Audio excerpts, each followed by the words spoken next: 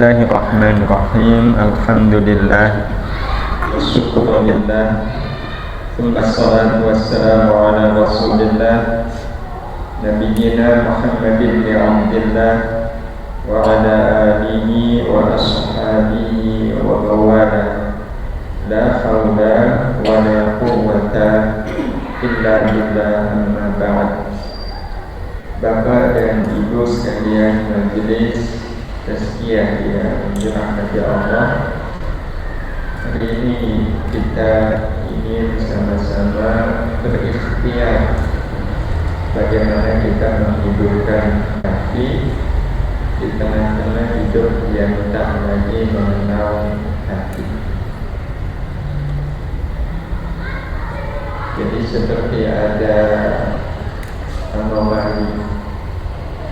Di satu sisi kita ingin menghidupkan hati, tapi di sisi yang lain hidup kita sudah tidak lagi mengenal hati. Jadinya gimana Ibu? Bapak? Jadinya ya hati-hati saja. Hati-hati di dalam menjalani hidup. Barangkali memang kata itu yang tepat ya, untuk menjadikan hati kita hati yang hidup. Karena bicara tentang hidup, ya, hidup kita manusia, maka setidaknya kita mengenal ada 4 macam hidup. Ada 4 macam hidup. Yang pertama, adanya tidak manfaat untuk dunia dan akhirat. Jadi ada orang yang hidupnya, dia hidup, tapi dalam hidupnya itu tidak ada manfaat bagi dunia, tidak ada manfaat bagi akhirat, tapi orangnya hidup. Nah, orang yang pertama ini adalah orang yang hidup tapi sudah kehilangan hati. Yang hidup tanpa hatinya. Kalau orang hidup tanpa hatinya, ya sama aja dengan hatinya mati. Jadi dia tetap hidup, tapi hidupnya tidak manfaat untuk dunia dan akhirat. Siapa mereka?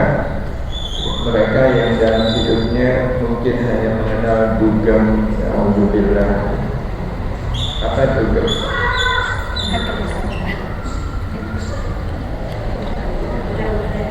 Pokoknya isinya cuma senang-senang, mabuk, ya, narkoba, judi. Orang judi itu sudah punya hati kan? Ya, kasus demi kasus sampai pada tingkat penghilangan nyawa, banyak yang dilatar-belakangi oleh karena judi. Padahal judi itu kan jelas tidak ada manfaat. Untuk dunia tidak ada, untuk akhirat juga tidak ada. Nah, ini macam yang pertama. Macam yang kedua, adanya manfaat tapi hanya untuk dunia. Manfaat untuk dunia tapi tidak untuk akhirat. Ini macam yang kedua. Siapa mereka? Mereka yang rajin semangat mencari dunia tapi sampai lupa akhirat. Dagang sampai lupa sholat, itu jenis yang kedua. Kenapa nggak sholat? Nggak sempat. Soalnya kalau tutup nanti pembelinya nggak jadi beli, rugi saya. Jadi lebih rugi kehilangan dunia daripada kehilangan akhirat. Ada yang seperti itu, ada. Makanya ini termasuk satu di antara 4 macam hidup. Jadi hidupnya manfaat tapi hanya untuk dunia. Misalnya di golongan yang kedua ini orang yang rajin sedekah, mana-mana dia sedekah, tapi dia sedekah itu biar dikenal, dipuji sebagai ahli sedekah. Berarti sedekahnya manfaat untuk dunia, manfaat. Dia punya nama baik, dia dapat nama baik di dunia, di akhirat. Nah, jadi hidupnya hanya manfaat untuk dunia. Dan yang ketiga, manfaat untuk dunia dan akhirat. Manfaat untuk dunia dan akhirat. Ya tetap cari rezeki, mencetur rezeki, tapi tidak lupa sholat, tidak lupa baca Quran.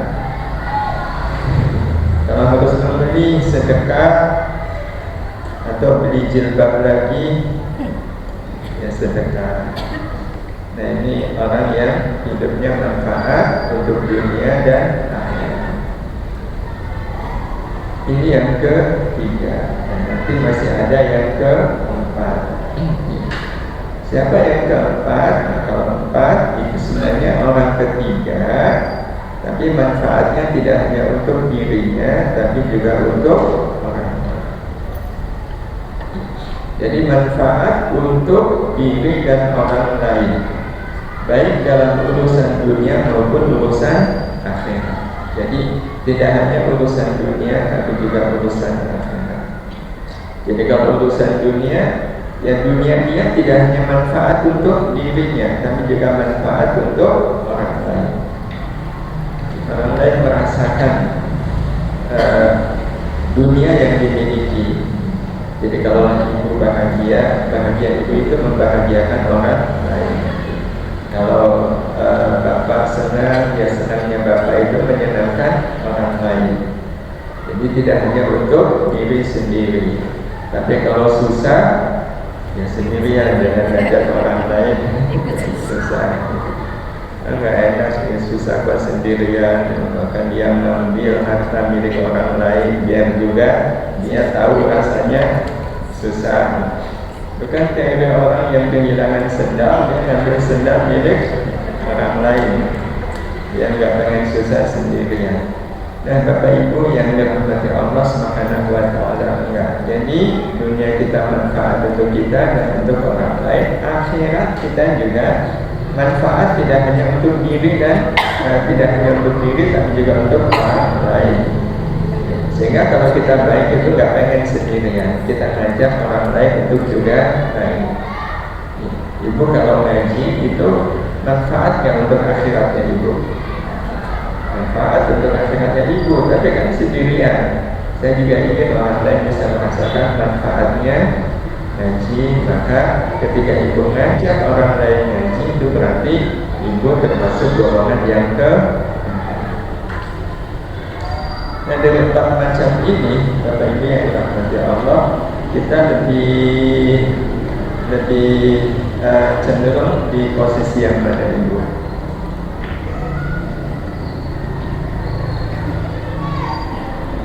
Kalau yang pertama enggak, insya Allah enggak. Kalau yang kedua, ketiga, iya. Ketiga iya, tapi kadang kedua juga iya. Dan yang sering disebut naik turun ya. Kadang di posisi yang kedua manfaat hanya untuk dunia, tapi juga kadang untuk akhirat. Kadang punya uang buat sedekah, kadang punya uang untuk senang-senang. Berarti sebenarnya posisi yang ketiga ini aman gak? Gak aman, karena masih mungkin turun ya ke posisi yang kedua. Ya, kalau bisa memang posisi kita ada di posisi yang ke. Ya. Bagaimana akhirat hidup kita ini manfaat dunia akhirat untuk diri kita dan juga untuk orang lain. Untuk diri kita dan untuk orang lain. Nah Bapak Ibu yang dirahmati Allah Subhanahu wa Ta'ala, soal empat macam hidup ini, pada akhirnya nanti sangat bergantung pada keadaan hati. Tergantung pada keadaan hati. Jadi kita ada di posisi yang pertama, kedua, ketiga, atau keempat, itu bergantung pada keadaan hati. Jadi hati kita hidup enggak? Hati kita hidup. Cuma nanti hidupnya hati itu terbagi-bagi. Ada orang yang hatinya enggak hidup. Ada orang yang hatinya seperempat hidup, ada yang sepertiga hidup, ada yang setengah hidup, dan ada yang sepenuhnya hidup. Kalau adanya tidak manfaat untuk dunianya, ini berarti hatinya hidup atau mati? Mati. Kalau adanya manfaat hanya untuk dunianya, berarti yang hidup cuma dunianya saja. Cuma dunianya saja. Ya berarti cuma sepertiga hidup. Nah, manfaat untuk dunia dan akhirat bisa jadi setengahnya. Nah, kalau pengen hidup yang seutuhnya, ada pada yang keempat. Jadi semuanya sangat bergantung pada hati. Nah, karena itu kita jadi paham tentang definisi hati yang hidup, karena memang tema kita hari ini menghidupkan hati. Apa batasan hati yang hidup? Adalah hati yang akan menjadikan seluruh aktivitas hidup di dunia ini sebagai sarana mendapatkan setinggi-tingginya derajat di alam akhir. Inilah hati yang hidup, hati yang menjadikan seluruh aktivitas hidup di dunia ini sebagai sarana mendapatkan setinggi-tingginya derajat di alam akhir. Sekali lagi, ini pengertian hati yang hidup.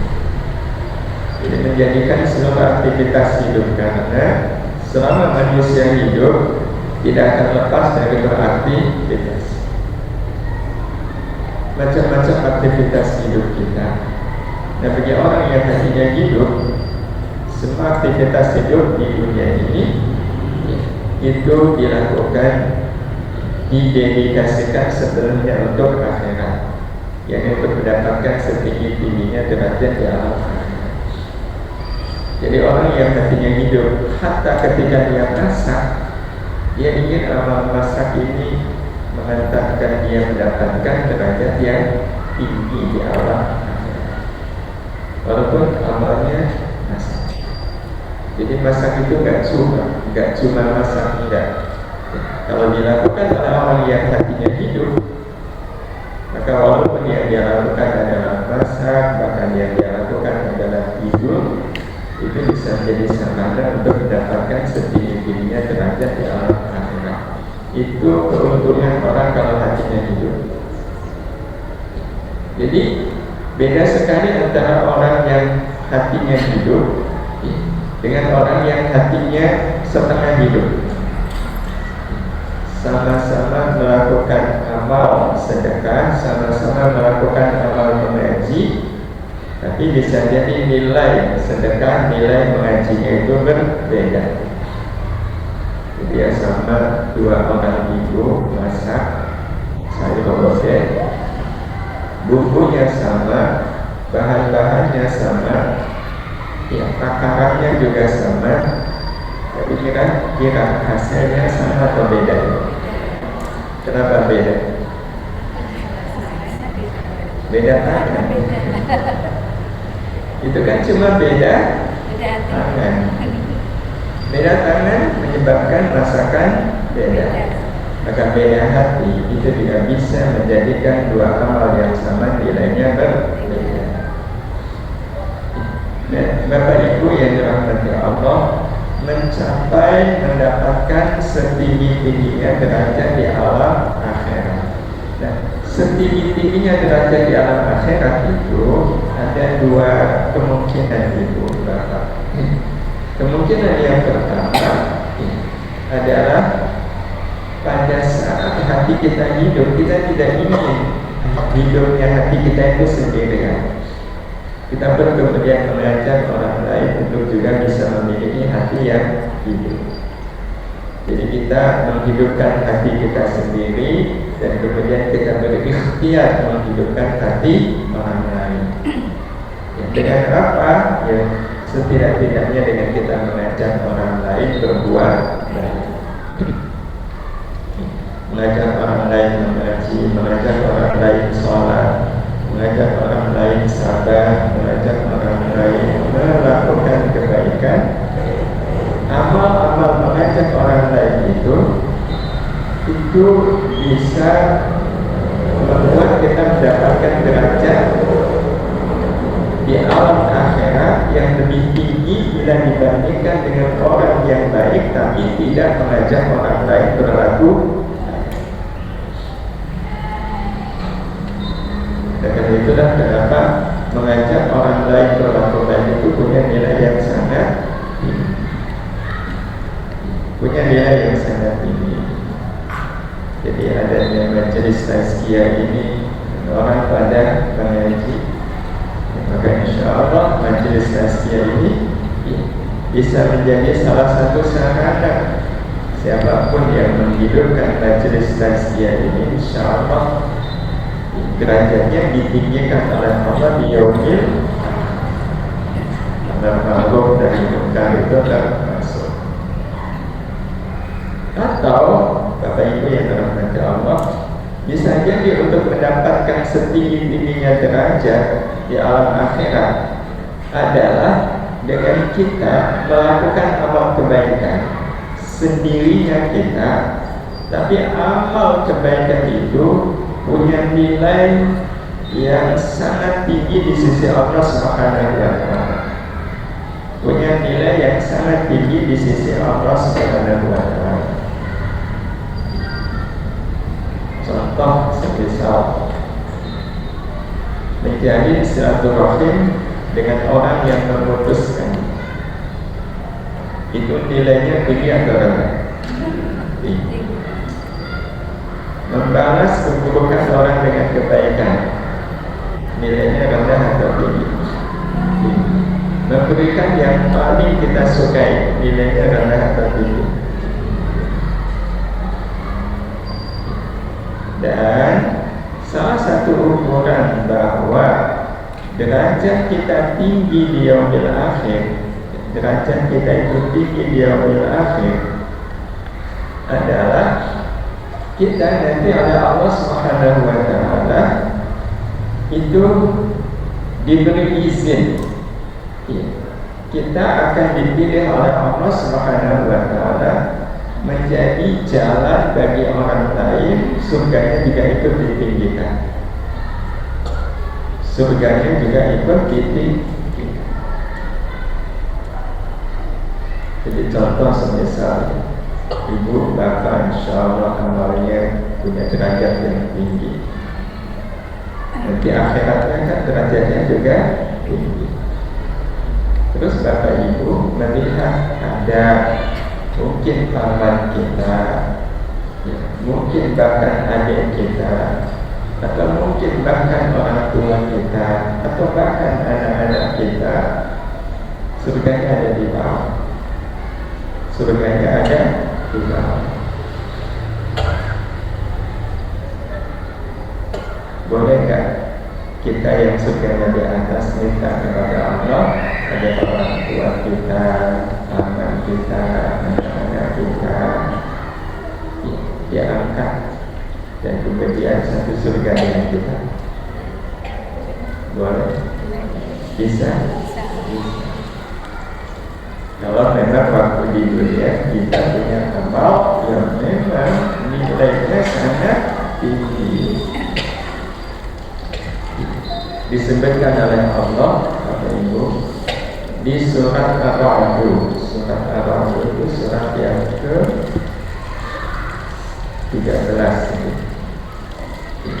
yaitu 10, 11 Hud, kemudian Yusuf, dan kemudian Ar-Ra'd. Ar-Ra'd itu Ibrahim, surat Ibrahim Al-Hijjah yang ke-13.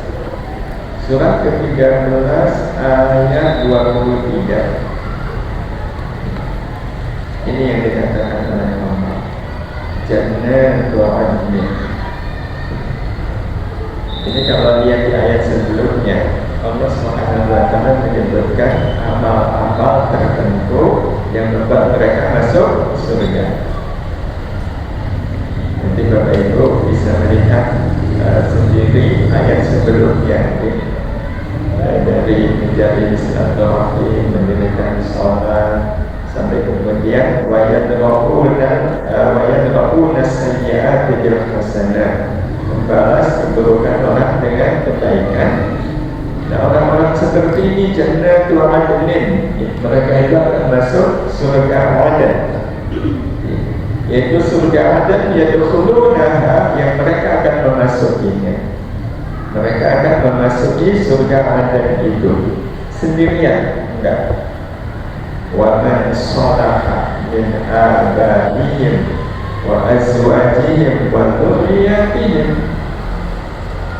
akan masuk surga bersama orang-orang yang baik.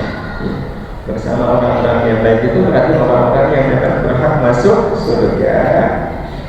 Nah, dari kalangan siapa? Min abaihim, dari orang-orang tua, wa azwajihim, dan dari pasangan-pasangan hidup, wa dzurriyyatihim, dan anak keturunan. Jadi nanti kalau seandainya Bapak Ibu punya amal yang tinggi, nanti masuk surganya nggak sendirian, tapi bersama orang tua, pasangan hidup, dan juga anak keturunan. Masuk surganya apa? Walaupun mereka statusnya harusnya surganya di bawah, tapi jadi ikut terangkat, gara-gara Bapak Ibu memiliki amal yang lebih. Dan sehingga orang-orang yang memahami Bapak Ibu waktu masih hidup di dunia betul-betul ingin saya masuk surga itu tidak sendiri. Bagaimana amal-amal saya juga bisa menjadi jalan surga bagi orang-orang terdekat. Dan orang-orang terdekat itu kan siapa lagi kalau bukan orang tua, keluarga, dan anak. Dan Bapak Ibu yang dirahmati Allah Subhanahu wa Ta'ala, semuanya ini pada akhirnya bergantung pada iman. Yani iman yang ada di dalam hati. Nah, karena bergantung pada iman yang ada di dalam hati, maka sebenarnya nanti kita punya definisi yang lebih singkat tentang hati yang hidup. Apa definisi yang singkat? Definisi yang singkat tentang hati yang hidup adalah hati yang di dalamnya ada iman. Karena iman ini ibarat ruh bagi hati. Jadi kalau di dalam hati manusia tidak ada iman, ya sama aja hatinya mati. Menghidupkan iman, menghidupkan hati, maka itu caranya adalah dengan memasukkan iman ke dalam hati. Nah, kalau hidupnya hati, jadi kalau mau diurut, baiknya amal bergantung pada baiknya hati. Baiknya hati bergantung pada iman. Nah, kalau bergantung pada iman, Bapak Ibu, iman itu punya status. Statusnya ada empat. Yang pertama adalah iman dengan status terdaftar. Memang ada. Siapa mereka? Mereka yang menyebut dirinya beriman. Saya iman, Tuhan saya Allah. Kan berarti dia iman. Nabi saya Muhammad. Ngaku iman, tapi sholat enggak, baca Quran enggak, zikir juga enggak, sedekah juga enggak. Nah, kalau ada orang ngaku iman, tapi dia tidak melaksanakan ajaran-ajaran Islam, berarti imannya terdaftar. Kira-kira ada nggak orang yang status imannya terdaftar? Karena kalau empat status ya berarti hanya saja orang yang imannya terdaftar. Nah, yang kedua, orang yang imannya diakui bahwa memang beliau ini iman. Siapa mereka? Mereka yang memang mengaku iman, saya iman, terus mereka sholat, mereka ngaji, bahkan puasa, bahkan umrah, haji, mereka lakukan. Syariat Islam, amal-amal Islam itu mereka lakukan. Rukun Islam itu dilakukan. Nah, itu berarti imannya diakui. Artinya memang diakui, pengakuannya itu betul, diakui, bukti diakui. Dan dia sholat, kalau orang sholat kan tandanya dia orang yang diakui, memang dia orang yang beriman. Dan di atas diakui ada diterima. Jadi imannya itu diterima. Berarti orang yang imannya diakui belum tentu diterima. Belum tentu. Loh, kok belum tentu? Kan dia iman tapi sholat, puasa, bahkan haji, itu imannya diterima atau diakui? Dia iman, mau sholat, sholatnya juga di masjid, terus habis imannya diterima atau diakui? Baru diakui. Loh, bukannya kalau udah mau sholat, mau puasa, mau haji kan diterima? Enggak, itu statusnya baru diakui. Kenapa belum diterima? Bapak Ibu, ada nggak orang yang beriman terus dia sholat, tapi sholatnya nggak diterima? Orang kalau sholat kan karena dia iman. Kalau nggak iman ngapain? Sholat. Dia sholat. Nah, ada nggak orang yang sholat ya, karena dia beriman, tapi sholatnya nggak diterima? Ada. Nah, kalau sholat bisa tidak diterima dan dia sholat itu karena iman, berarti kan sangat mungkin ada orang yang imannya tidak diterima, walaupun diakui karena dia sholat. Kenapa sampai nggak diterima? Ada orang yang sholat, kenapa sholat? Biar dipuji orang. Sholatnya diakui sebagai sholat nggak, Bapak Ibu? Ya, diakui sebagai sholat, tapi diterima. Loh, kalau karena ini dipuji, kalau betul-betul karena ini dipuji ya nggak diterima. Diakui bahwa dia sudah selesai sholat, tapi sholatnya tidak diterima. Kenapa? Karena dia sholat dasarnya pengen dipuji orang. Nah, sebenarnya kalau orang sholat pengen dipuji orang, itu sholatnya karena iman atau bukan karena iman? Nah, bukan karena iman ya. Nah, kalau bukan karena iman kan berarti imannya tidak diterima, tapi tetap diakui. Nah, di atas diterima adalah bisa.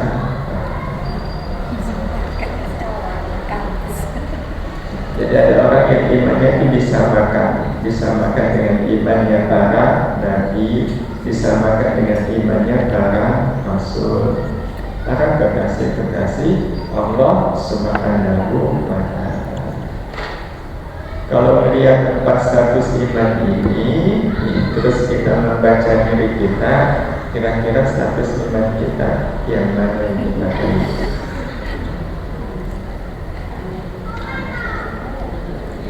Bapak Ibu sering update status nggak di HP? Enggak. Tapi ada juga yang update status di HP. Boleh nggak update status di HP? Boleh. Tapi ada yang lebih penting lagi untuk di-update statusnya, yaitu update status iman. Dan ini yang harus di-update terus status iman. Kenapa di-update terus? Karena seminimal-minimalnya iman kita adalah iman yang diterima. Jadi kalau ternyata sangat tidak cukup, diakui itu juga belum cukup. Iman kita butuh diterima. Nah, dasar bahwa iman kita harus diterima itu dikatakan oleh Allah Subhanahu wa Ta'ala di surat Al-Hujurat. Saya mungkin pernah menyampaikan ayat ini. Al-Hujurat ayat yang ke-14. Jadi awalnya Rasulullah itu didatangi oleh sekelompok orang Arab pedesaan.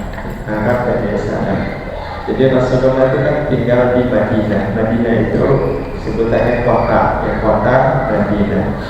Dan kota Madinah ini dikelilingi oleh bukit-bukit. Dan di bukit-bukit itu ada perkampungan. Ya, ada perkampungan. Nah, orang-orang yang tinggal di perkampungan itu disebut sebagai Arab pedesaan. Quran menyebut mereka itu dengan sebutan Al-Arab atau Al-Arabi.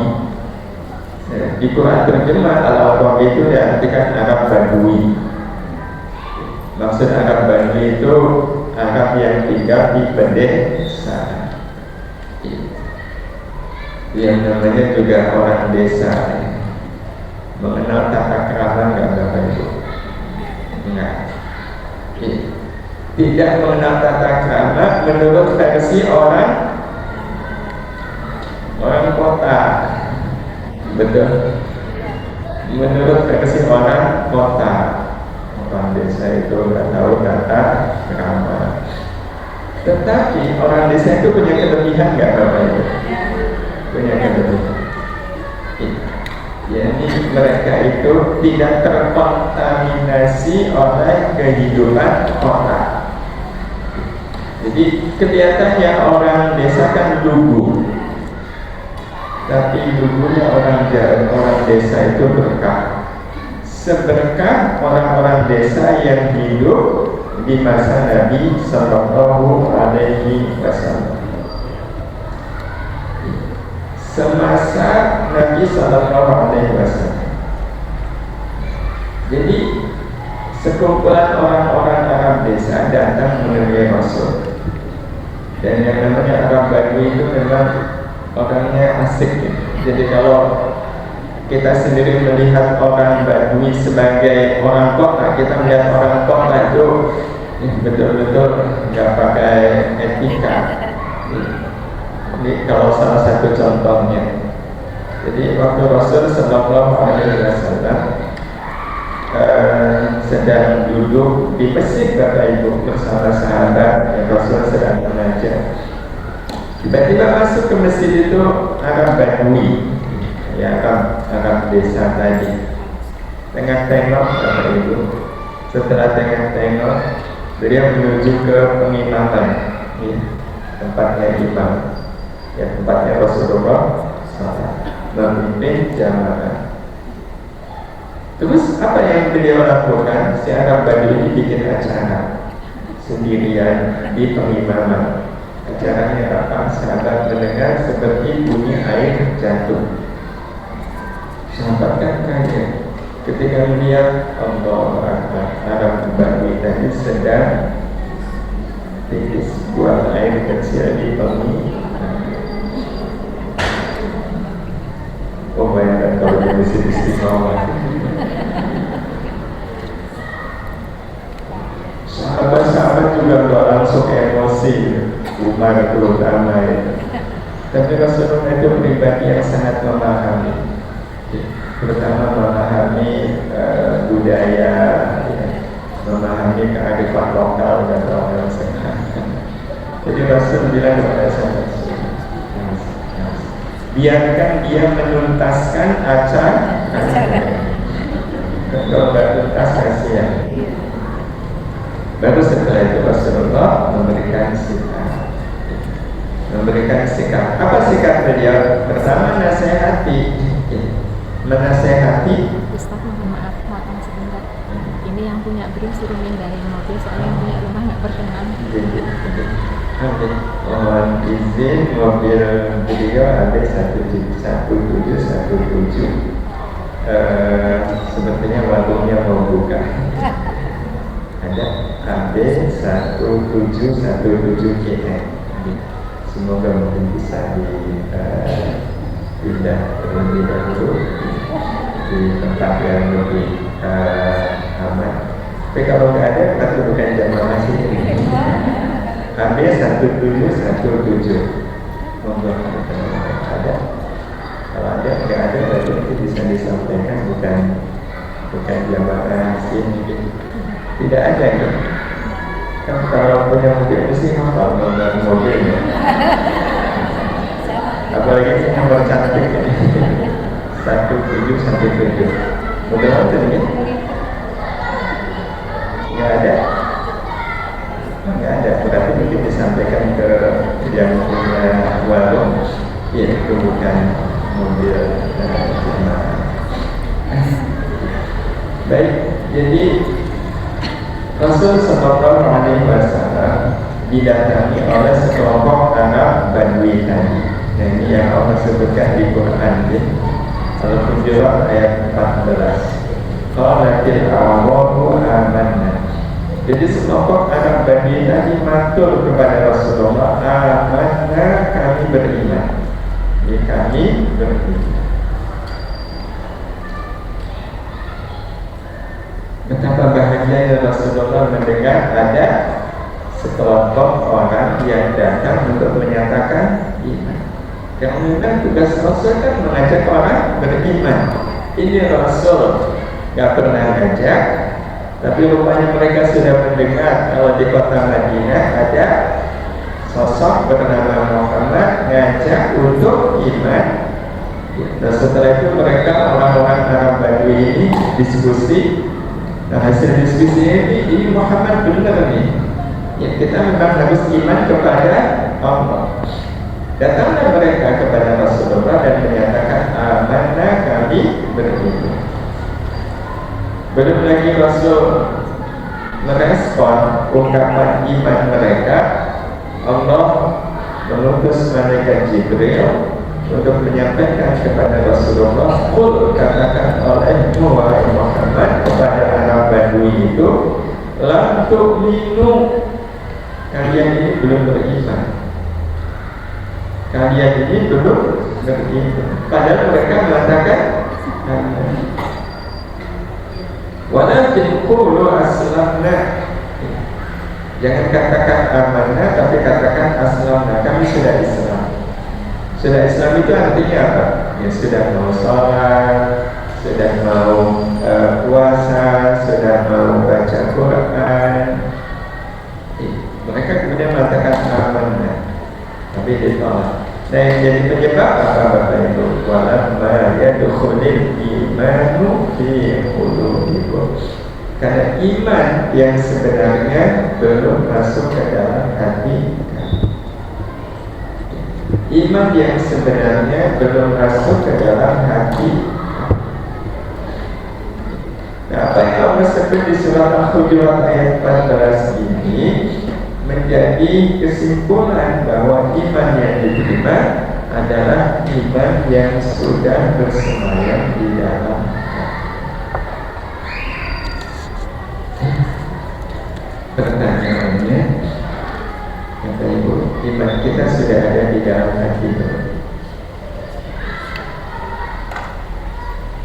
Insya Allah. Kalau insya Allah buktinya apa itu? Ini yang memang harus dipastikan.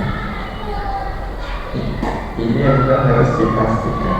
Kita betul-betul harus memastikan bahwa iman itu betul-betul ada di dalam hati. Ada di dalam hati.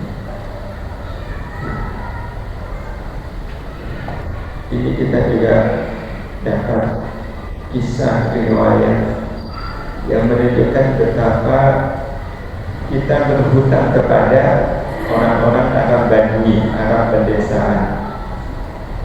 Karena banyak sekali Bapak Ibu hadis-hadis Rasulullah, termasuk ini ayat Quran. Ini kita jadi tahu kalau iman itu harus ada di dalam hati itu kan gara-garanya ada Arab Badui yang ketemu Rasulullah, turun ayat ini. Jadi banyak sekali hadis-hadis Nabi itu yang dilatar belakangi oleh apa yang dilakukan oleh orang Arab Badui. Salah satunya adalah kisah Abdullah bin Mas'ud. Jadi beliau ini menyampaikan kepada sahabat-sahabat beliau yang di situ ada Arab Badui. Bapak Ibu, sekali lagi anak Badui itu karena orang desa kadang ngeselin. Saya juga pernah kesel Bapak Ibu. Walaupun kesel saya sudah saya siapkan, karena saya udah dikasih tahu. Jadi waktu itu masih tahu 95-an, 1995. Kami dikasih tahu kalau nanti ada tamu 3 orang dari Arab, 2 orang dokter, 1 orang magister. Nah, terus kami dikasih tahu ya beliau mau berkunjung bersilaturahim ke pesantren. Nah, kami dikasih tahu salah satu dokter itu Arab Badui. Jadi Arab Badui tapi dokter. Dan mereka itu memang betul-betul sangat kuat menjaga identitas. Ya mungkin kalau Bapak Ibu dengar ada Badui dalam, Badui luar. Orang Badui itu kan sangat kuat menjaga nilai-nilai. Termasuk sampai sekarang di Badui itu nggak boleh ada yang bawa HP, nggak boleh ada yang punya motor. Jadi kampungnya itu bersih, nggak ada motor. Jadi kalau ada yang pengen punya motor boleh, tapi taruhnya di luar kampung. Jadi tetap kalau masuk kampung ya jalan kaki. Jadi orang Arab Badui itu unik. Dan salah satunya yang tadi saya ceritakan, ya satunya adalah orang Arab Badui. Alhamdulillah mereka datang. Kita temui Bapak Ibu, kita ngobrol. Nah, apa yang memang kita sudah disampaikan itu betul terjadi. Jadi yang Arab Badui tadi, ya waktu ngobrol, sambil ngobrol, dia angkat kakinya dan dia taruh di atas meja tamu.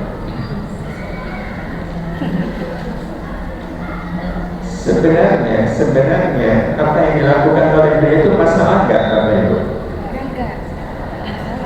Bagi kita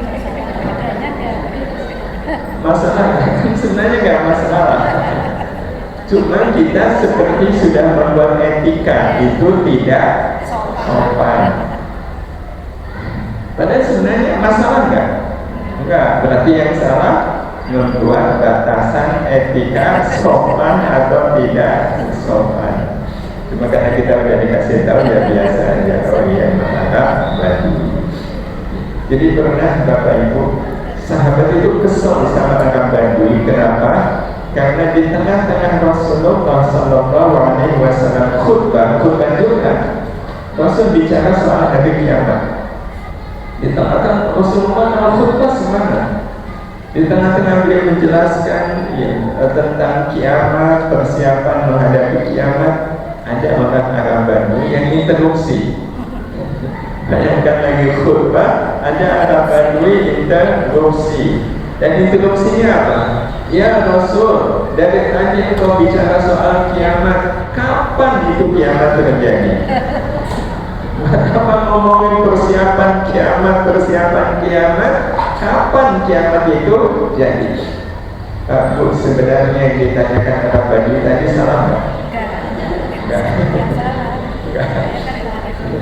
Tapi sahabat yang lain kesel nggak? Kesel. Dan karena memang kan aturannya nggak boleh. Jadi ketika diinterupsi Rasul cuma senyum, tapi nggak nanggapin. Kak Daya Rasul tetap lanjut karena nggak nanggapin. Si Arab Badui kan merasa kayak nggak diperhatikan. Itu interupsi lagi ya Rasul. Tadi saya sudah dari tadi ngomong kiamat, tapi kok belum ngasih tahu kapan. 2 kali. Itu sahabat tambah kesel nggak? Tambah kesel. Sampai akhirnya 3 kali katanya. Sampai akhirnya 3 kali. Betapa keselnya, mata semua tertuju kepada sahabat tadi. Rasul akhirnya kemudian berpikir, ini orang kalau nggak dijawab pasti nanti nanya lagi. Maka Rasul nanggepin saat Arab Badui yang nanya kapan kiamat, tapi Rasul nggak menjawab. Tapi Rasul balik bertanya, emang kamu siapa? Itu teman-teman sahabat lagi jengkel. Rasul nanya, kamu nanya kapan kiamat? Kamu memang udah siap apa? Dan ketika Rasulullah yang Arab Badui tadi dengan pedenya, itu sebenarnya jadi Arab Badui enak nggak Bapak Ibu? Maksudnya hidupnya itu bebas kan? Berada dalam tekanan nggak? Ya, naruh kaki di atas meja, tenang aja, itu rasanya enak nggak jadi Arab Badui itu? Jadi walaupun mata tertuju kepada beliau, dia tetap tenang karena beliau pengen tahu, wajar aja, tapi kan bikin kesel. Nah, ketika Rasul emang kamu siapa? Nah, apa jawaban Arab Badui? Dia juga menjawab dengan lugunya, ya Rasul, kalau soal amalan saya sama dengan dia. Saya nggak punya kelebihan dalam soal amal. Saya nggak punya kelebihan, amal saya biasa aja, ibadah saya biasa saja. Tapi saya sangat mencintaimu ya Rasul. Saya sangat mencintaimu ya Rasul. Mendengar apa kata Rasul? Anta ba'aman ba'aman, engkau akan bersama yang engkau cinta. Engkau akan bersama dengan yang engkau cinta. Mendengar Rasulullah menyampaikan kalimat tadi, itu sahabat-sahabat Nabi yang lain yang tadinya jengkel sama Arab Badui, jadinya terima kasih. Kenapa terima kasih? Karena kita sendiri tahu betapa semua sahabat Rasulullah itu amat sangat mencintai Rasulullah.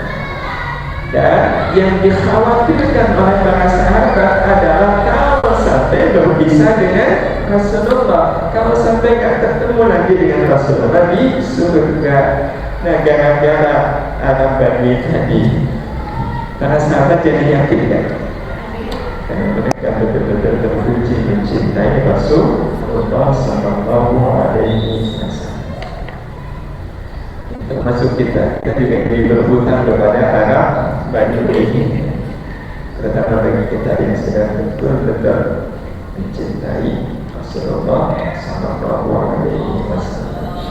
Dan karena orang akan bersama orang yang mencintai. Dan termasuk yang tadi saya ceritakannya, Abdullah bin Mas'ud itu kan sahabat Nabi, dan beliau itu mengajak.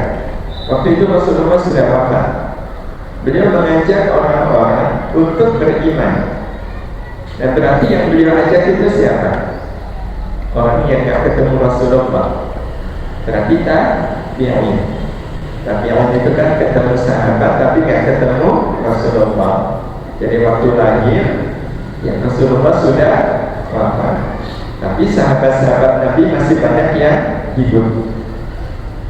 Nah, waktu beliau mengajak orang-orang untuk beriman, bahasa Abdullah bin Mas'ud itu begini: wahai kaum, marilah kita beriman kepada Allah agar kita masuk surga. Agar kita masuk surga, yuk kita iman biar kita masuk surga. Apa yang dikatakan oleh Abdullah bin Mas'ud ini benar nggak Bapak Ibu? Ibu kenapa kalau saya tanya sekarang nggak dijawab?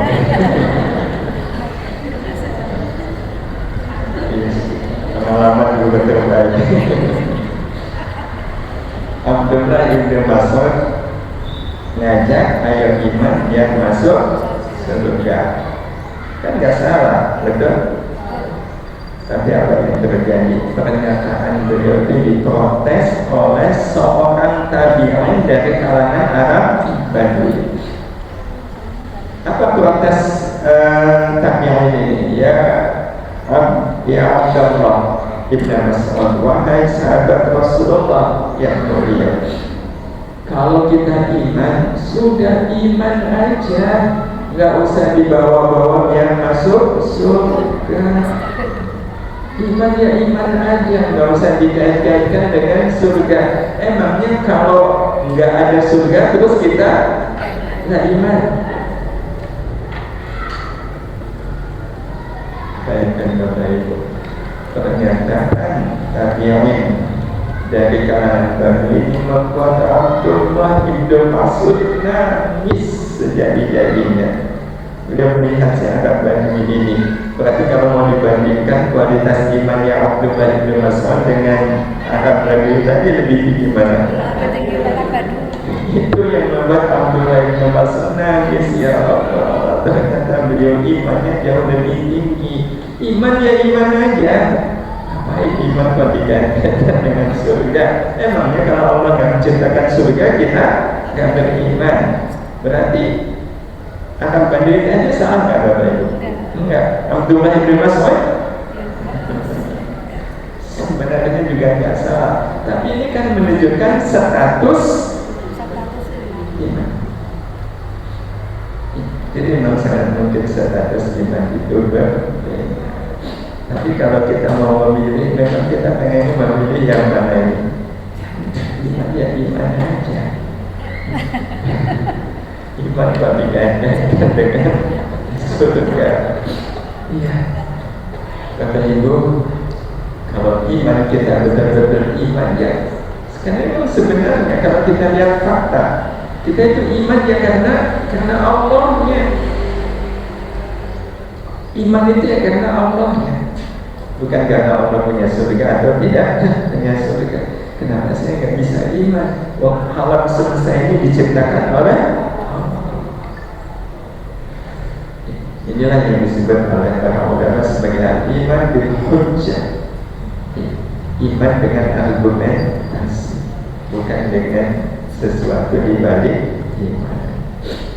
Dan hadirat yang dirahmati Allah Subhanahu wa taala. Ini yang memang penting sekali apa yang dikatakan oleh Arab Badui tadi, dan diikuti kalau iman itu ada di dalam hati.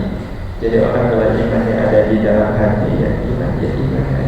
Dan itu nanti Bapak Ibu akan berimpact, berpengaruh pada amal kebaikan kita. Karena semua amal kebaikan kita itu kan kita lakukan atas dasar iman. Berarti Bapak Ibu yang rahmati Allah, kalau kita disuruh sholat itu kenapa? Kenapa Bapak Ibu sholat? Ya saya sholat aja. Saya baca Quran ya baca Quran aja. Tidak dikaitkan dengan yang lain. Ibu kenapa Ibu sholat duha? Ya, karena saya juga sholat duha. Kenapa Ibu berdoa? Ya karena saya berdoa. Saya pengen berdoa. Saya pengen sholat doa. Jadi tidak dikaitkan. Kenapa Ibu rajin sholat doa? Kemarin pas ngaji katanya kalau sholat doa rezekinya.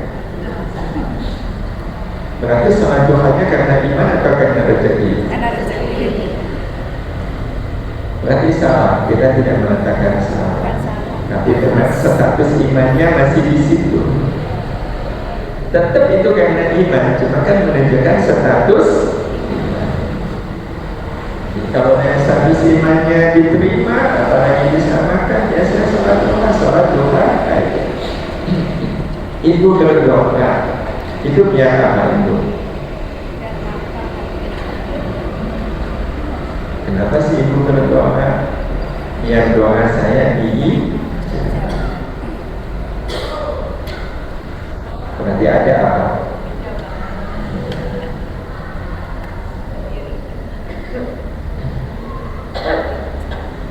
Doanya karena apa? Ya tetap karena iman.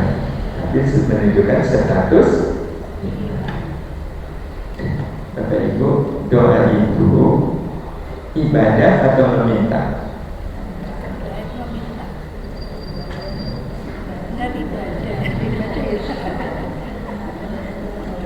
Doa itu ibadah bukan? Ibadah. Meminta bukan? Iya. Iya. Jadi ibadah. Iya. Berarti doa adalah ibadah yang isinya meminta. Nah, pertanyaannya Ibu, mana yang lebih kuat, ibadahnya atau memintanya?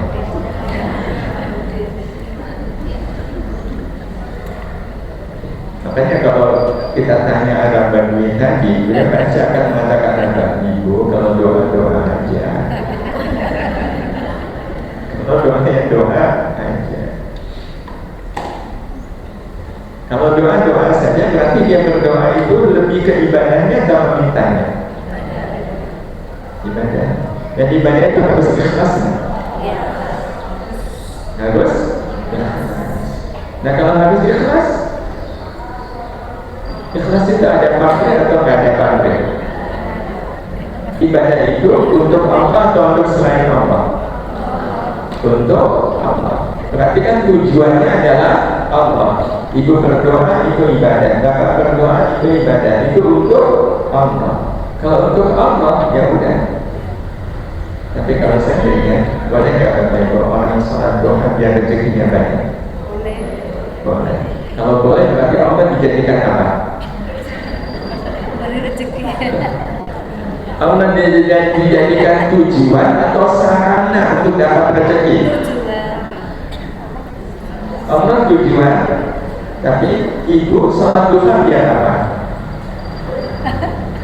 Biar rezekinya banyak. Rezeki dari siapa? Dari Allah. Berarti Allah itu dijadikan sebagai tujuan sholat duha atau sarana biar dapat rezeki. Sarana sebagai dapat rezeki. Itu sopan kan ibu? Boleh tapi nggak sopan. Nah kalau bicara soal hati, sesungguhnya hati kita nyampe nggak.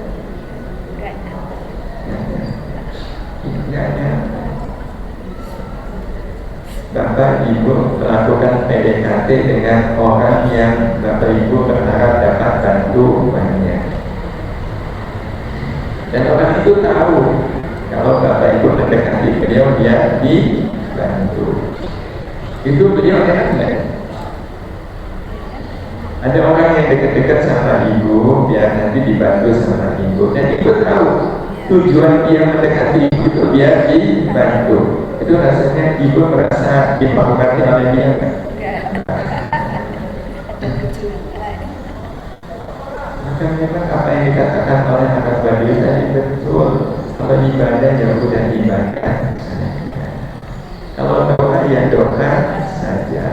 Nah kalau doa itu doa saja, Bapak Ibu yang dirahmati Allah, apakah waktu kita berdoa, kita harus tahu apa isi doa itu?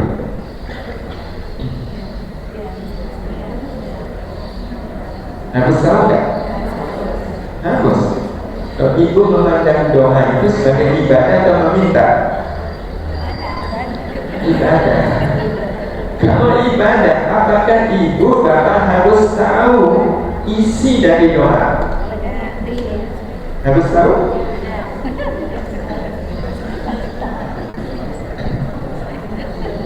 Lalu kalau seandainya bapak ibu berdoa, terus bapak ibu tidak tahu isi dari doa itu, kira-kira apa yang bapak ibu lakukan berdoa itu bisa sebagai ibadahnya? Tapi bapak ibu nggak tahu isinya apa, tetap bisa disebut ibadah atau tidak ibadah? Sebagian mengatakan, ya enggak lah, lo ngapain mau doa kok nggak tahu apa yang didoakan? Betul? Kamu kalau memang betul, waktu bapak ibu baca Quran itu ibadah bukan? Tapi tahu nggak apa yang dibaca?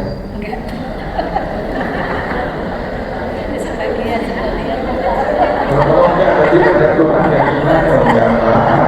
Terus buat apa?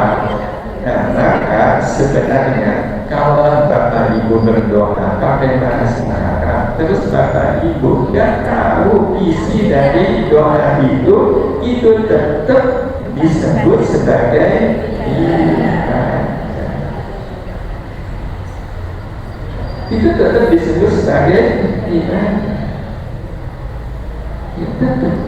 Dan memang faktanya bapak ibu waktu baca doa, isinya doa itu bapak ibu tahu nggak minta apa? Nggak baca aja. Itu nggak apa-apa. Kenapa? Karena berdoa saja itu ibadah. Bapak ibu yang dirahmati Allah, mana yang membuat bapak ibu terbantu ikhlas waktu berdoa? Bapak ibu paham isinya atau nggak paham?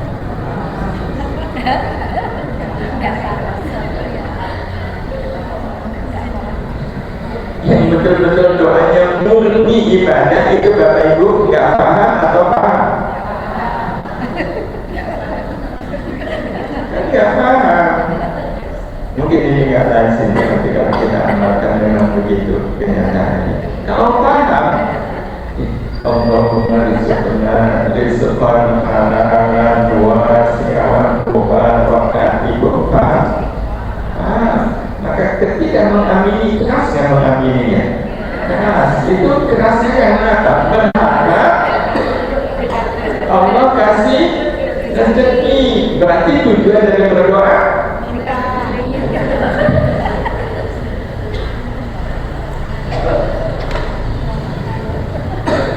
Bapak Ibu yang dirahmati Allah Subhanahu wa Ta'ala. Loh, kalau nggak paham gimana bisa diijabah? Sebenarnya dijabahnya doa itu penting kan?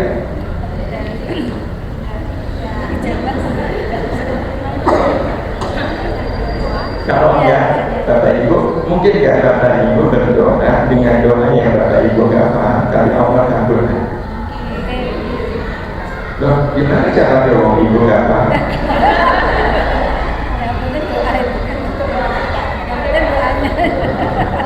Kita nggak paham, tapi Allah paham.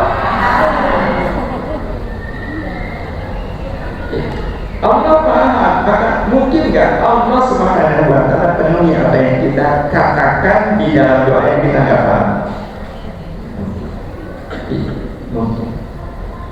Itulah bukti bahwa ketika kita beribadah, kita menggantungkan ibadah itu sepenuhnya pada kudrat. Mungkin saya pernah sampaikan, ini analogi yang tidak langsung berkaitan dengan tadi yang doa. Ada ibu-ibu baru 2 hari kita di Jogja. Beliau aslinya Sunda. Nah, waktu di Sunda dia itu rajin ngaji. Jadi ketika di Jogja ada temannya ngajak ngaji, ya senang kan. Ya kan, beliau ngaji juga di Jogja, ya bisa ngaji. Ngajilah beliau.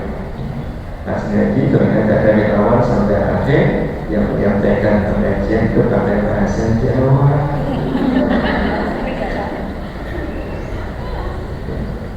Beliau paham ya? Banyak kok tidak tahu. Ya. Nah, tapi apa yang terjadi selesai pengajian?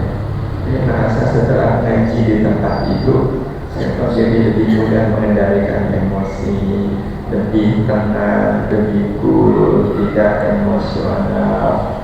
Jadi sebabnya kenapa ya pas saya berubah itu?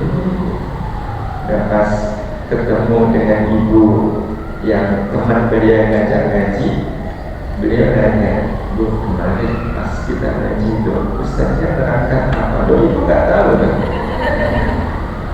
Ya, kalau saya orang Jawa, artinya ada orang Sunda, saya bukan orang Jawa, artinya pakai bahasa Jawa. Oh iya, ibu saya itu menerangkan tentang sabar. Neraka apa? Beliau sebenarnya dapat ilmu sabar nggak di situ? Dapat ilmu? Ya enggak. Oh nggak paham? Nggak dapat ilmu. Tapi dapat apa? Dapat kesabaran. Walaupun beliau tidak paham. Maka wajar nggak kalau Bapak Ibu berdoa nggak tahu apa yang diminta, tapi Allah tahu nggak? Allah tahu. Allah berikan apa yang kita minta. Berarti mendingan kalau kita berdoa dengan doa yang kita paham atau nggak paham. Maka disinilah berkahnya kita bodoh, Bapak Ibu.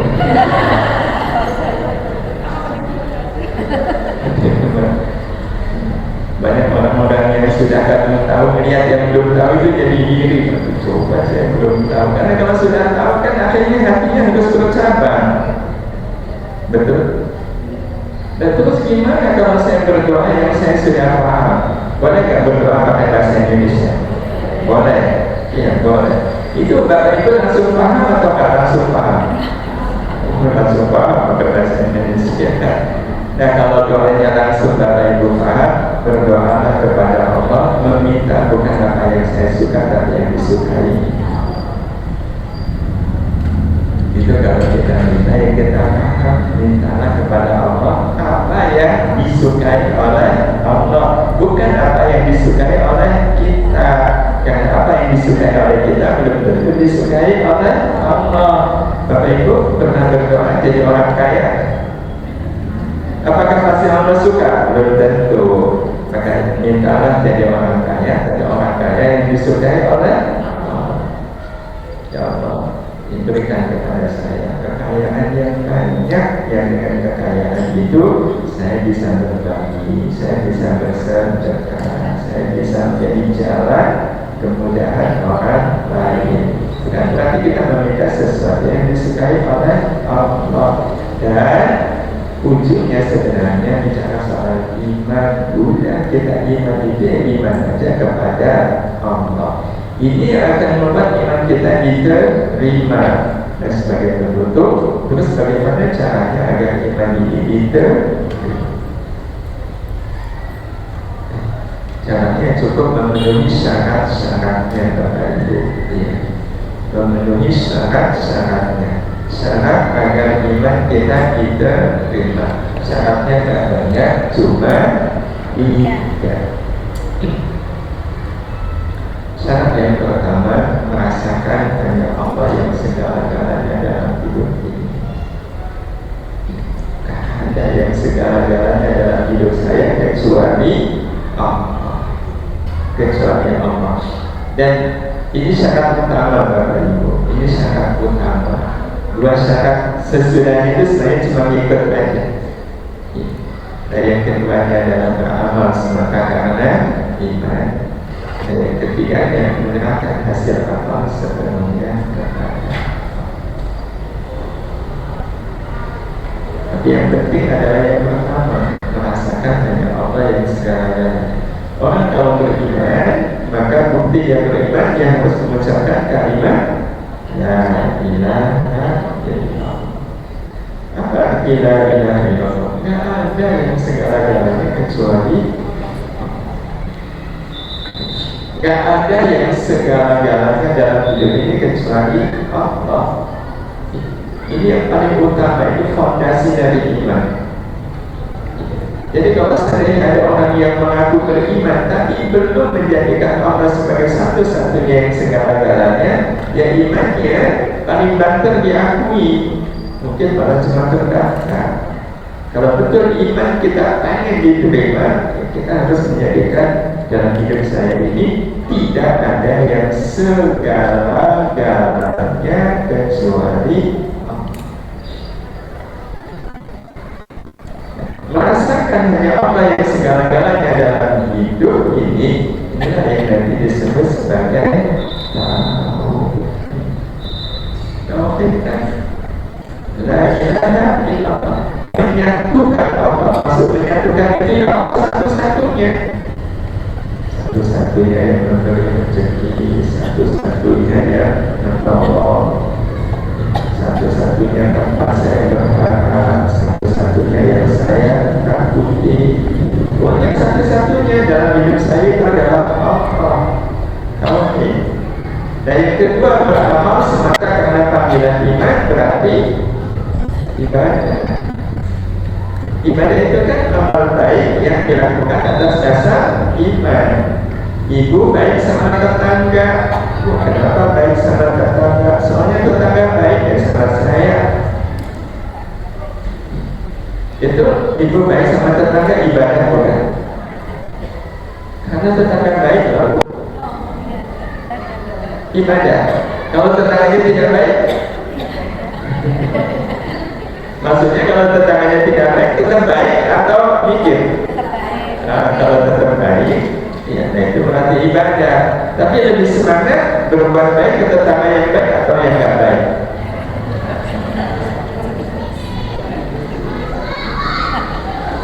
Ya, yang nggak baik.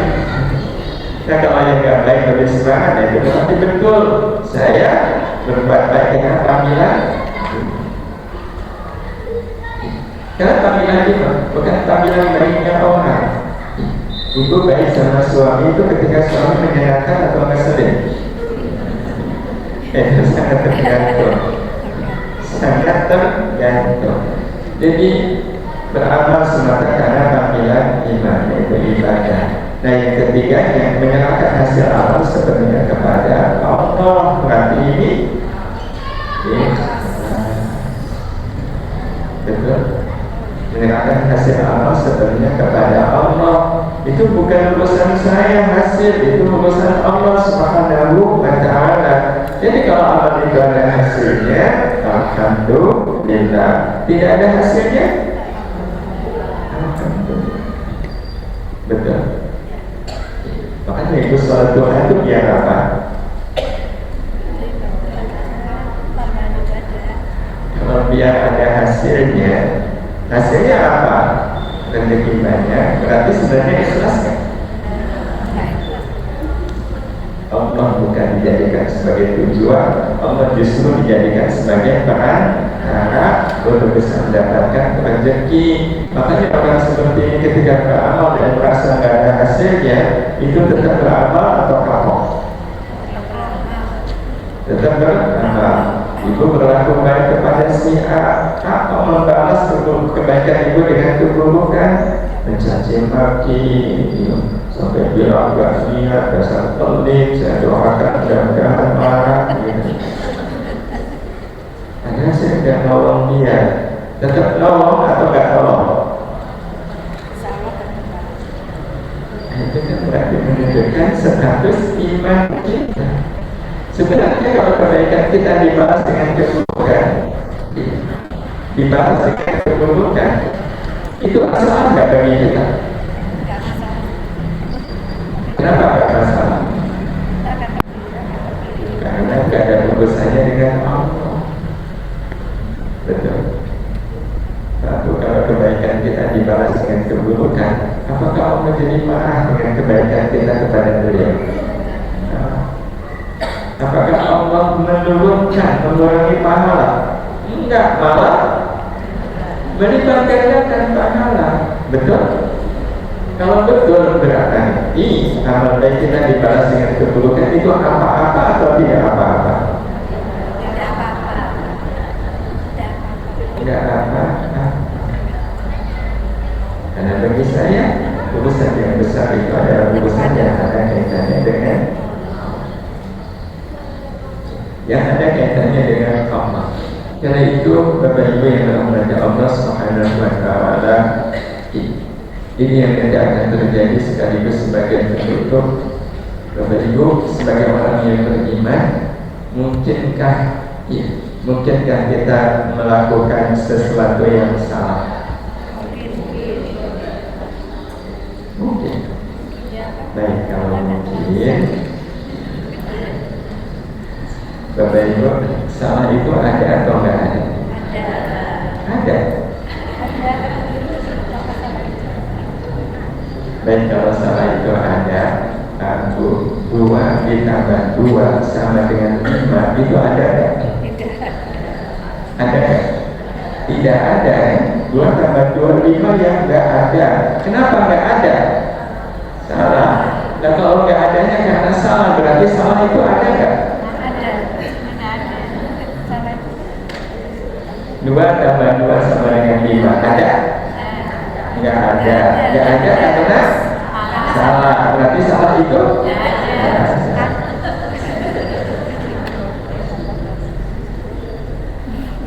salah itu enggak ada. Yang ada orang yang berbuat salah.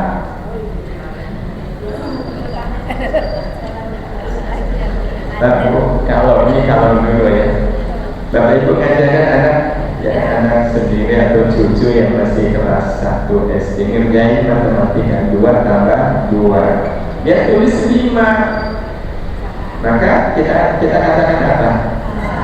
Nah, ini salah, 2 tambah 2 itu bukan 5. Terus berapa? Kita bantu kan?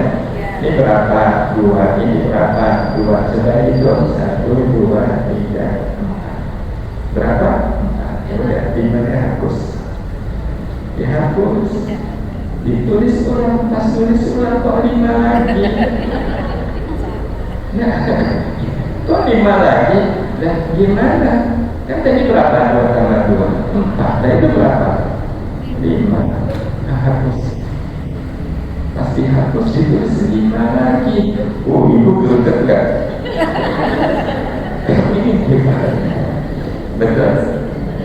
Betul? Kalau betul, Bapak Ibu ngerasanya orang itu salah atau benar?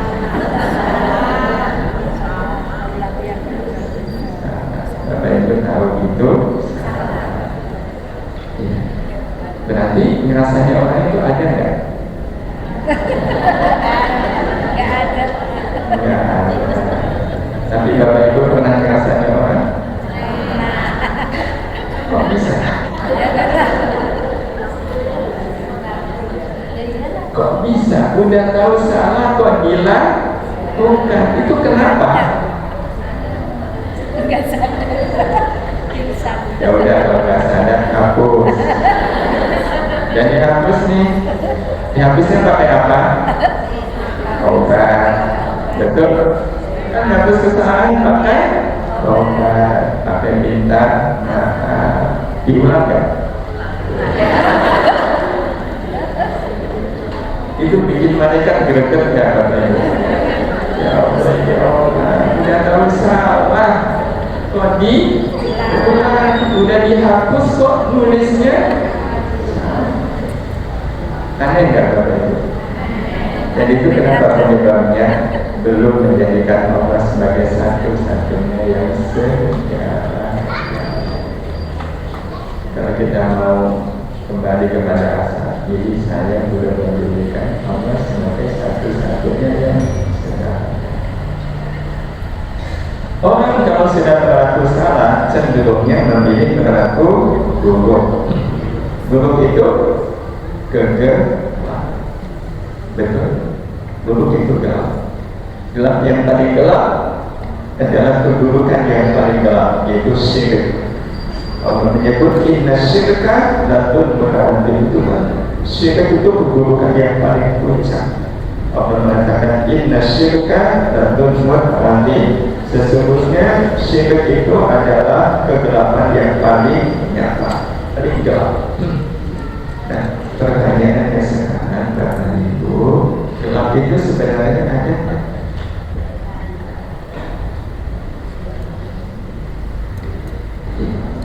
Saya tahu pengalaman guru yang Aku pernah nggak Bapak Ibu masuk kamar gelap? Berarti gelap ada nggak? Ada. Tapi kamar gelap itu karena apa? Gelap itu karena tidak ada cahaya. Tapi ada lampu kok di kamar. Lampunya mati. Persisnya dimatikan. Kenapa mati? Kabelnya diputus. Stop kontak itu kan sebenarnya memutus arus listrik yang menjalar di kabel sehingga lampunya mati. Jadi kabelnya diputus, ya wajar kalau lampunya mati akibatnya gelap. Bapak Ibu, kita sekarang tinggal di alam semesta bumi. Karena kita Allah Subhanahu wa Ta'ala sudah menyatakan Allahu nurus samawati wal ardh. Ada di surat An-Nur ayat 35. Allah itu cahaya langit dan bumi. Allah itu cahaya langit dan bumi. Kita tinggal di mana Bapak Ibu? Samawati wal ardh. Kita tinggal di bumi. Allah mengatakan Allah itu cahaya langit dan bumi. Cahaya kan berarti menerangi. Dan kalau kita mengenal Allah, Allah itu kan bersifat wujud, tidak apa. Wujud kan tidak ada. Tidak, Allah sudah ada sebelum bumi ini ada. Bahkan Allah akan selama-lamanya. Dan kalau Allah adalah cahaya langit dan bumi dan Allah itu ada, Allah itu dahulu dan Allah itu kekal, berarti cahaya Allah itu bersifat apa? Ibu ini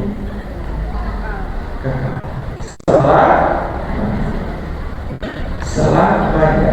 Kalau selamanya berarti bumi ini dipenuhi dengan cahaya, dipenuhi dengan cahaya.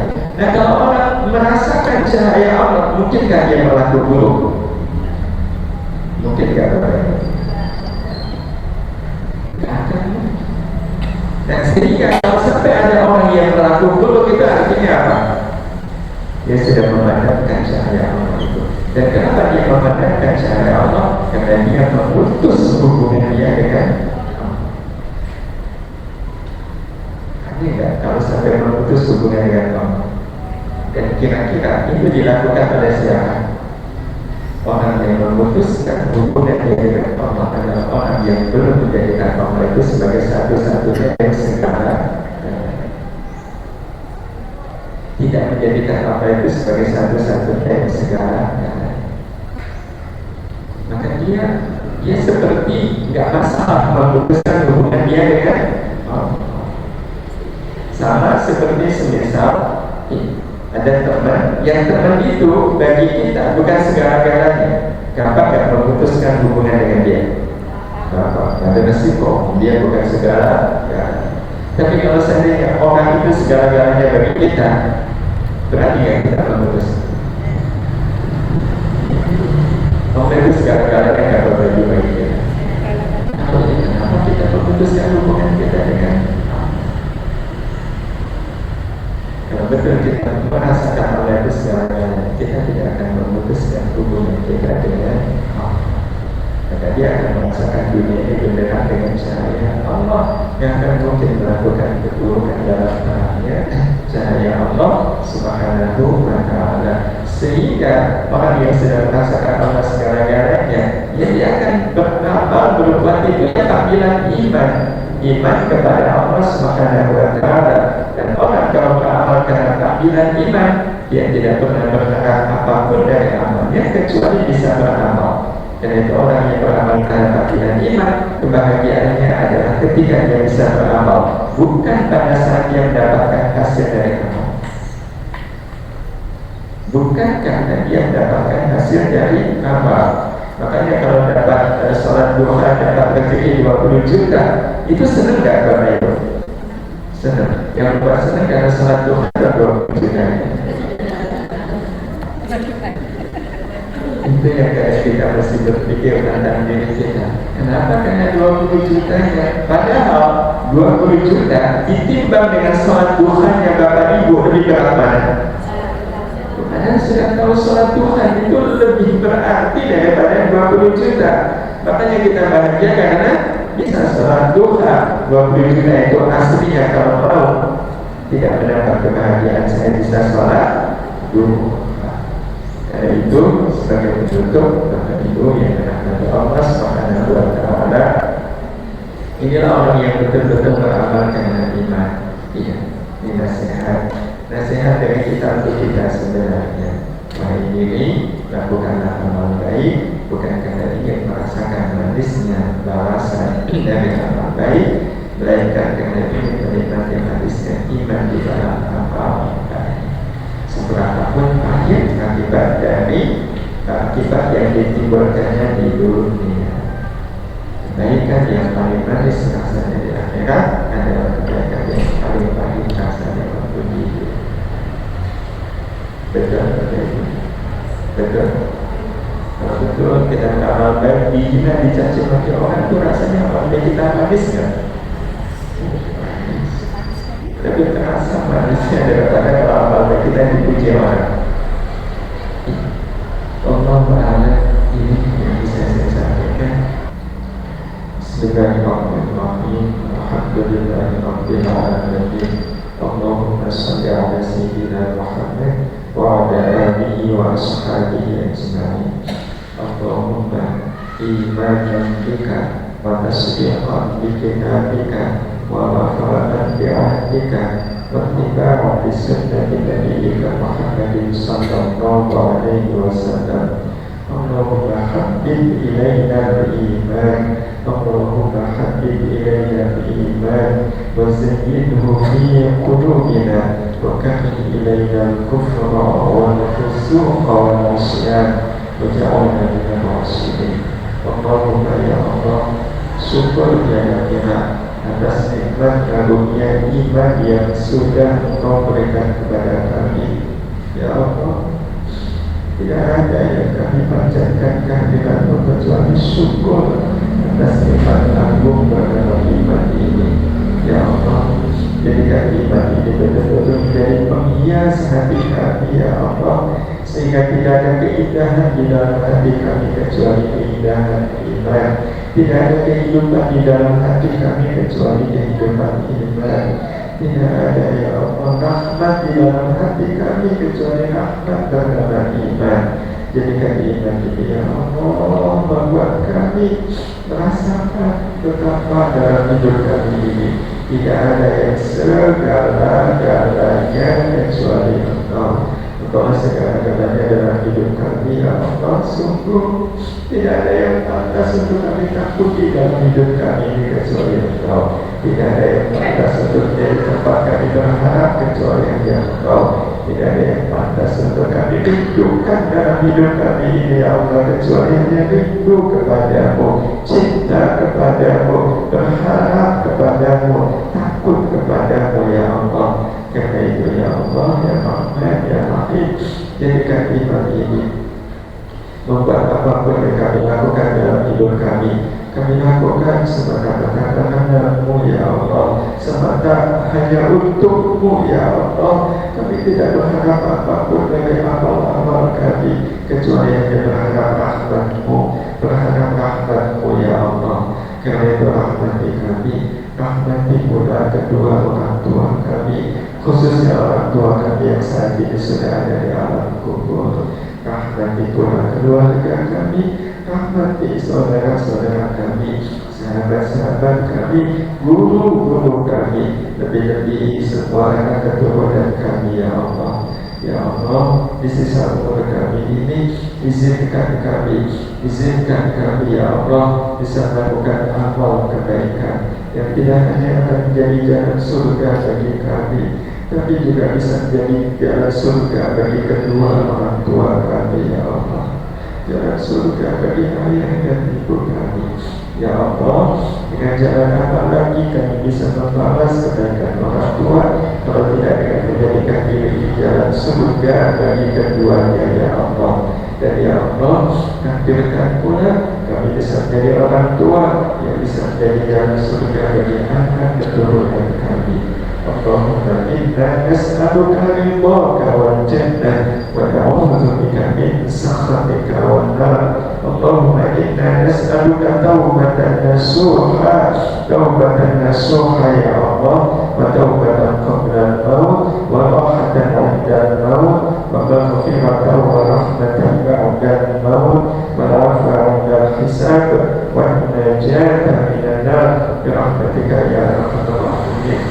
Ya Allah, apakah saudara-saudara kami yang saat ini sedang berada dalam kesulitan, mudahkan yang sedang dihidup kesulitan, bahagiakan yang sedang dirundung kemalangan, sehatkan siapapun yang saat ini sedang dalam keadaan sakit ya Syafi, Anta Syafi, la shifa illa shifa'uka, shifa'an la yughadiru saqama. Ya Allah, ampuni pula segala dosa kesalahan dari orang-orang tua kami, saudara-saudara kami yang lebih dahulu pulang meninggalkan kami ya Allah. Ampuni semua dosanya, terimalah semua kebaikannya, muliakan kedatangannya ya Allah, dan tempatkan beliau di tempat yang terbaik di sisi-Mu ya Allah. Ya Allah, Allahumma ighfir lana warhamha wa'afiha wa'fu 'anha wa akrim nuzulanha wa wasi' madkhalaha wa taqabbal hasanatiha wa kaffir sayyi'atiha bi rahmatika ya arhamar rahimin. Rabbana taqabbal minna innaka antas sami'ul 'alim wa tub 'alaina innaka antat tawwabur rahim. ربنا آتنا في الدنيا حسنة وفي الآخرة حسنة وقنا عذاب النار وصلى الله على سيدنا محمد وعلى آله وصحبه أجمعين والحمد لله رب العالمين. Mudah-mudahan Allah berkah kepada kita semua. Assalamualaikum warahmatullahi wabarakatuh.